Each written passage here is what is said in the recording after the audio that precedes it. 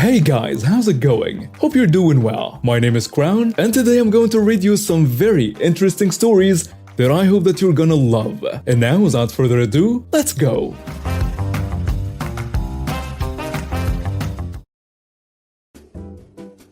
Alright, so there I was, just a regular guy with a window seat on a long-haul flight. I packed some snacks, charged up my tablets, and was all set to enjoy a good movie. Little did I know the flight was about to turn into a roller coaster of entitlement and drama thanks to none other than Karen. I settled into my seat, put on my headphones, and started watching this action-packed movie I've been meaning to see. Things were going great, snacks in hand, movie on point, when suddenly I felt a tap on my shoulder. I turned to see this lady with the infamous "I need to speak to your manager" haircut, and I swear my heart sank. "Excuse me," she said, all huffy and puffy, "but your movie is bothering me. I can't concentrate with all this noise." I pulled off my headphones trying to wrap my head around what she was saying. I mean, we were on a plane and the hum of the engines was louder than my movie. But I'm a chill guy, so I decided to be reasonable. "Oh, I'm sorry if it's too loud. I apologize. I can lower the volume or switch to a different movie if that works for you." Now you think that will be the end of it, right? Oh no, not with Karen. She huffed again, acting like I just insulted her entire family. "It's not just a noise," she declared, crossing her arms. "I find those action movies offensive. You should watch something more appropriate." I blinked, genuinely surprised. I mean, we're on a plane, right? Everyone's got their own preferences, but demanding I change my movie to something more appropriate? That's a bit much. I tried to reason with her. "I'm sorry, but I really want to watch something. How about I switch to a different genre, maybe comedy or drama?" Karen squinted at me. "No, you need to turn it off. I can't believe they allow such filth on flights." At this point, I could feel the eyes of nearby passengers on us. I don't want to cause a scene, so I took a deep breath and tried to compromise. "Look, I'll use subtitles so you won't hear a thing. Is that okay?" Karen wasn't having it. She rolled her eyes. "Subtitles won't solve the problem. Just turn it off. It's that simple."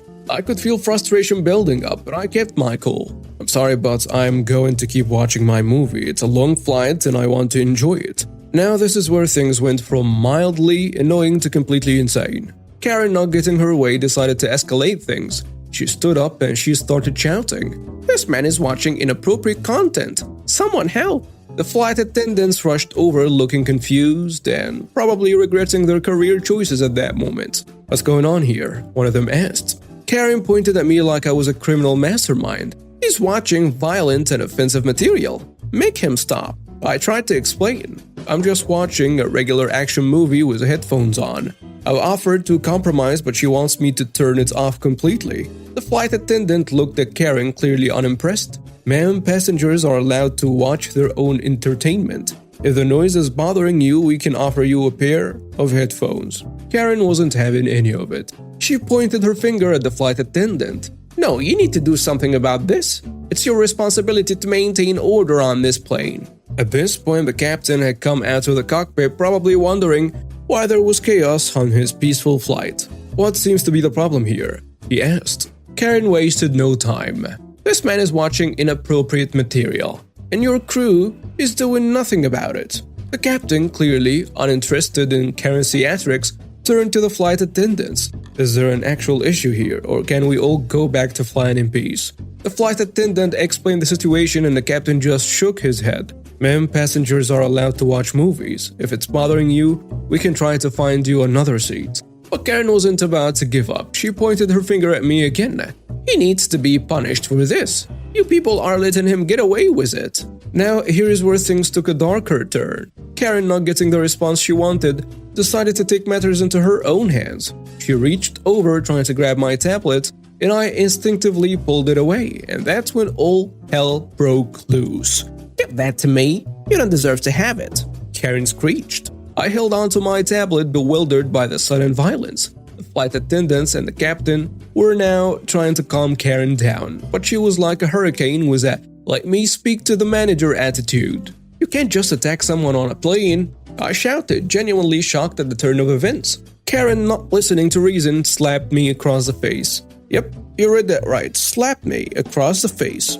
I couldn't believe it. The entire cabin gasped, and for a moment time seemed to stand still. The captain, realizing this was way beyond his pay grade, radioed for security to meet the plane upon landing. The flight attendants managed to restrain Karen, who was now screaming about her rights being violated. The rest of the flight was a blur, and I was in a shock. The passengers were in a shock, and Karen was causing a scene all the way until we touched down. As soon as the wheels hit the ground, security personnel came on board. Karen was escorted off the plane like the unruly toddler she was. I gave a statement to the authorities and they assured me they would handle the situation. As we disembarked, I could see Karen being detained, still yelling about how she was a victim in all of this. In the end, Karen got what she deserved and I got to finish my movie in peace. It's a story I'll be telling for a long time, and you bet I'll be avoiding window seats on future flights. You never know when a wild Karen might appear at 30,000 feet. I'm a college kid who works part-time as a private security officer on a graveyard shift. I mostly do bicycle patrol, which means I'm riding from client property to client property doing nightly checks, as opposed to sitting at a desk. One night I ride up to one of my properties and see that there is a trespasser in the back corner of the parking lot. As I get closer I can see that it's an elderly guy with a walker, and he has his pants down. I politely inform him that he's trespassing on private property and needs to move. He replies that he's stuck and demands that I help him get his pants back on. His expression and tone make it pretty damn blatant that he's saying this because I'm a female officer and corporate says we aren't allowed to provide medical assistance under any circumstances anyway. So I tell him no, I'm not allowed to do that. He completely loses it at being told no and starts screaming that I better either help him up or he's going to call the police on me. I tell him that I'll be happy to involve the police and proceed to inform him that he is now officially excluded from the property. We're supposed to tell every trespasser that because it's a legally binding notice of trespass, but we usually don't because going off on a multi-paragraph legal spiel is really annoying and tends to escalate situations. But he said he wanted police and that means I'm going to do everything by the book and write a full report. Needless to say, he gets madder and madder as I go through all the legally required points for exclusion and then call the police, and pretty much goes off on a litany of completely uncreative insults that every security officer has heard 1,000 times already. I politely remind him that police are on the way and that he will likely be arrested for criminal trespass if he's still here when they arrive. Redoubled litany of insults, still no new ones. Sigh, whatever, have it your way. A police officer arrives, faster response than usual for a non-emergency call. It's an officer I've met before because this parking lot is one of her favorite spots to park her cruiser and do paperwork while patrolling this side of town. I point out the trespasser and state for the record that he has been formally excluded. He, unironically, demands that she arrest me for harassing him and goes off on her when she points out that I'm doing my job and that he's trespassing. Note that the local police are generally very reluctant to actually arrest anyone just for trespassing. It's a lot of paperwork for what is ultimately a trivial misdemeanor offense. Legally speaking, if security has already issued an exclusion, the police can make an immediate arrest for criminal trespass without giving the person any further chance to leave. But they pretty much never do this. They will give trespassers every opportunity to just back up and leave quietly, which is fine with us because we don't want to do more paperwork either, but annoys our corporate masters who would like to impress our clients by generating arrests for every single trespasser we catch. But this guy is stubborn enough to actually get himself arrested. So there I was, chilling with my two munchkins, Timmy and Lily, on a regular Sunday at the local park. We're enjoying the swings, the slides, the usual kiddie fun. All of a sudden, this lady comes storming over and she's got the entitled Karen written all over her face. Excuse me. I look up, trying to be polite. Hi there. What's up? Why are your kids playing with those kids? I'm like, what in the world is she talking about? My kids are just playing with the other kids at the park. Normal, right? They are just making friends. That's what kids do. Well, they shouldn't be playing with those kids. At this point, I'm starting to get the feeling that this lady is one of those entitled types. The ones who think they own the place. Excuse me? I don't want my precious angels associating with those kind of people. You need to make your kids stop playing with them. I'm thinking, is she serious? But I tried to keep it cool. Lady, my kids can play with whoever they want. We're all just having fun here. But Karen doesn't seem to like that answer. Well, I won't stand for it. You need to control your kids. I roll my eyes. Lady, I am not the playground police. They are just being kids here. But Karen, she wasn't having any of it. She huffs off, muttering something about lowering standards. I shake my head and go back to watching my kids play. Fast forward a bit and my kids are having a blast. But then Karen comes back with a park security guard in tow. Seriously, lady? Officer, these kids are harassing my children. I demand you do something. The park security guard says, "Alright, let's all calm down. What seems to be the problem?" Karen starts going on about how my kids are causing trouble, messing with her angels, you know the drill. I'm standing there trying to not lose my cool. Officer, all they are doing is playing with the other kids. Nothing wrong with that. Security guard looks at Karen, then at me. Ma'am, they are just having fun.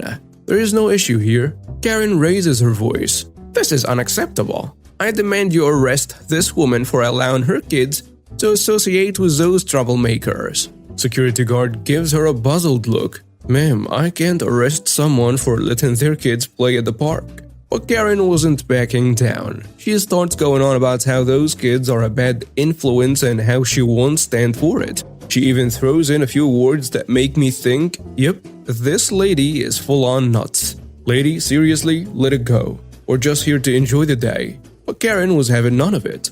I'll have you know, I'm calling the police myself. Security guard just shrugs, clearly fed up with Karen's nonsense. Ma'am, feel free to call the police if you want, but there is no crime here. Well, Karen pulls out her phone and she starts dialing. I roll my eyes and decide to keep an eye on my kids. Now you'd think that would be the end of it, right? Oh no, buckle up, because Karen takes things to a whole new level. A little while later, I see a couple of police officers strolling towards us. I'm thinking, what on earth is happening now? Officer Todd says, "Excuse me folks, we got a report of a disturbance." I explained the whole situation about Karen not liking her kids playing with the other kids. Her demands for arrests and the park security guard saying there is no issue. He chuckles and says, "Alright, let's go talk to this lady." We all head over to Karen, who is looking smug like she's just won a lottery or something. "Ma'am, we heard there is a disturbance." "Yes, finally. Someone who takes things seriously. These kids are causing trouble and that woman over there won't do anything about it." Officer Todd looks at me waiting for my side of the story. "Officer, my kids are just playing like every other kid out there. I don't know what her deal is." "Alright, let's all calm down. What's the issue here?" Karen launches into her tirade again, going on about those kids and how they are ruining everything. Officer Todd listens patiently, then turns to me. "And what's your side of the story?" I tell him how my kids are just having a good time making friends and how Karen seems to have a problem with that. "Ma'am, I'm sorry, but there is no crime here. Kids playing at the park is not a disturbance." Karen gets red in the face at this point. "Are you kidding me? You're just as useless as a security guard." "Ma'am, please lower your voice. We're not here to arrest anyone for playing at the park." At this point, Karen loses it. She starts screaming about how the world is going to the dogs and how nobody respects her anymore. I'm just standing there trying not to laugh at the absurdity of the situation. "Fine, if you won't do anything, then I'll take matters into my own hands." She storms off and I'm thinking, good riddance. But oh no, this Karen wasn't done causing chaos. A little while later, we hear sirens approaching. I'm thinking, what now? Lo and behold, Karen managed to call the police on herself. I didn't even know that was possible. 2 more police officers show up and Karen is pointing at me like I'm some criminal mastermind. "Seriously, lady?" Officer Rodriguez says, "We received a call about a disturbance." Officer Todd explains the whole situation to the new officers, and they look at Karen like she's lost her marbles. "Ma'am, you called the police on yourself?" "Yes, because nobody else would do anything about these delinquents." Officer Rodriguez to Officer Todd, "Is this true?" "No, ma'am, there is no crime here, just kids playing at the park." Karen gets frustrated. "Well, if you won't arrest her, then arrest me." The officer exchange looks, clearly baffled by Karen's demand. "Ma'am, we can just arrest someone for no reason." "This is outrageous. I demand justice." At this point, I'm trying not to burst out laughing. I can't believe this is actually happening.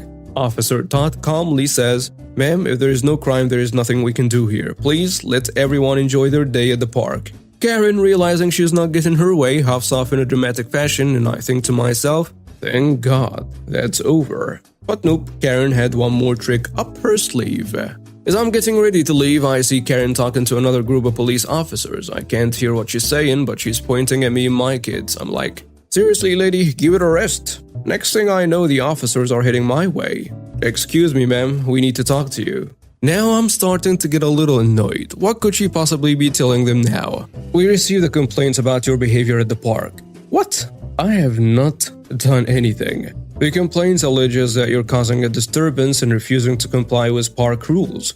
I explained the whole situation, how Karen didn't like her kids playing with the other kids, how she called the police on herself, and how the other officers said there was no crime. Ma'am, we still need to investigate that complaint. I'm thinking, investigate what? We're just trying to have a peaceful day at the park here, but I cooperate because I know I haven't done anything wrong.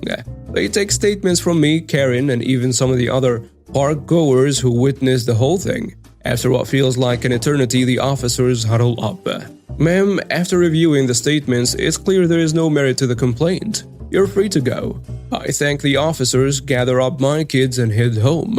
What a day, right? A few days later, I hear through the grapevine that Karen got herself into even more trouble. Turns out she decided to take her crusade against those kids to the next level. She started going around the neighborhood complaining to anyone who would listen about the delinquents at the park. She even went to the local school and tried to get the principal to ban the kids she didn't like. Well, that didn't sit well with the community. People started speaking up, defending the kids and their right to play at the park. The school dismissed Karen's complaints, and the community rallied behind the idea that everyone, regardless of background, deserves a chance to enjoy a sunny day at the park. But here is a real twist. Karen, in her desperate attempt to be the neighborhood vigilante, ended up getting herself arrested. Why, you ask? Turns out, during one of her rants, she made some racist comments that didn't sit well with the authorities. Someone recorded her spewing hate speech and handed it over to the police. Karma really has a way of catching up, doesn't it? So there you have it. The day Karen tried to police the playground and ended up getting herself arrested for spreading hate. Moral of the story, don't mess with a mom trying to enjoy a peaceful day at the park with her kids. And definitely don't be a racist, entitled Karen. I share custody of my 8-year-old son, Elliot, with my ex. It's mostly split and we have a calendar that we revise if needed. Usually we swap him every week, but around holidays we extend the times. So the ex gets him for half of this month and I get the other half. The reasoning for this month's schedule is that she was planning on spending Christmas with her soulmate back at his home state. I wasn't planning on traveling, just Christmas at home. This week, the ex said that her soulmate wanted to take her and Ellie on a skiing Christmas holiday, and could she actually have him the last 2 weeks of December. I said, so let me get this straight. You have him for 2 weeks already and now you're asking for another 2 weeks? Or does that leave me? She told me we can talk about it afterwards. I said no, we can't. I'll tell you what, you give me money up front so he and I could take a summer vacation. She said that was outrageous. I said not as outrageous as asking me to give up my time up front and you refusing to give me anything up front in return. And yes, I'll be willing to negotiate if I asked her to give up her time and let it be known and not hang up like she did. My son might not even want to go. He probably would rather stay with daddy and spend the Christmas break on play dates and sleepovers with his friends. And now some comments on the post. Someone saying you are the jerk. This is your child, not something to be used as a way to get a free vacation. The fact that the first thing to come to your mind was money instead of wanting to spend time with him is a huge red flag. I would have hung up on you two. Work together to get those 2 weeks back at a later time. After all, you would rather spend time with your child than have some extra money, right? Also, please don't make a habit of taking away opportunities from your son because of petty things with your ex. Ask your son if he's interested in going skiing. If not, explain to your ex. If so, ask your ex to revise the calendar together. Either way, you owe her and your son an apology. Another commenter says, you are the jerk. Why can't you have Elliot from now until he goes on holiday And then she has him the last 2 weeks when they are on holiday. Edit to add, unless your ex is asking you to pay for the holiday, which she isn't, you have no right to demand her to pay for your holiday. The third commenter goes with, you are the jerk.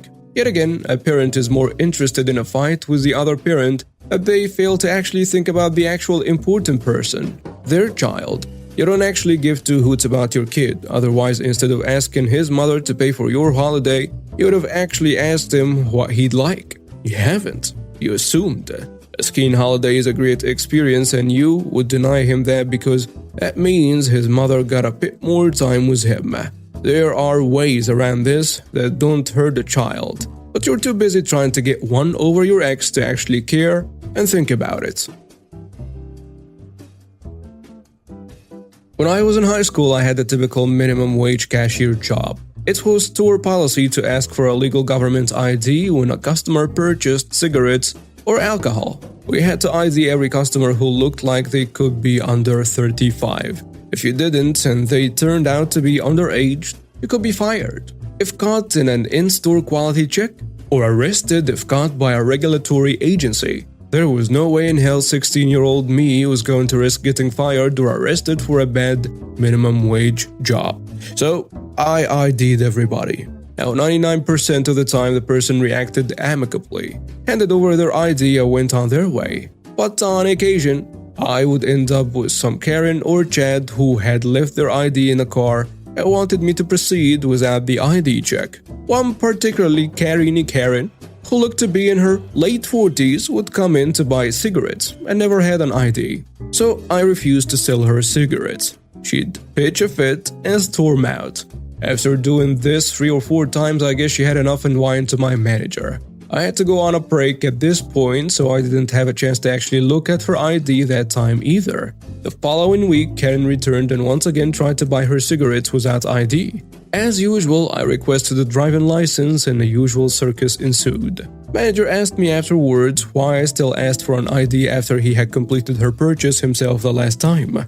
I pointed out that I had yet to actually see the ID myself. Therefore, as per company policy, I couldn't assume that he had done his job and confirmed her ID. I had to keep asking until I confirmed her age myself. She continued to come to the store and throw the same tantrum for a few more months before I moved away.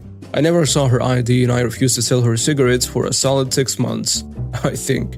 Edit, for those of you concerned that this lady didn't have / couldn't afford ID, she was driving a brand new BMW Z3. Finances were not an issue.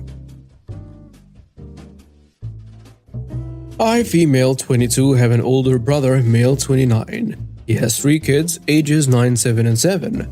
I don't have a lot of disposable income for multiple reasons, and I have been strict with my Christmas budget. For my siblings, I've had a budget of €30 per child, which I know isn't a lot. My sister-in-law is very particular about things and is trying to be one of those mommy blogger influencers.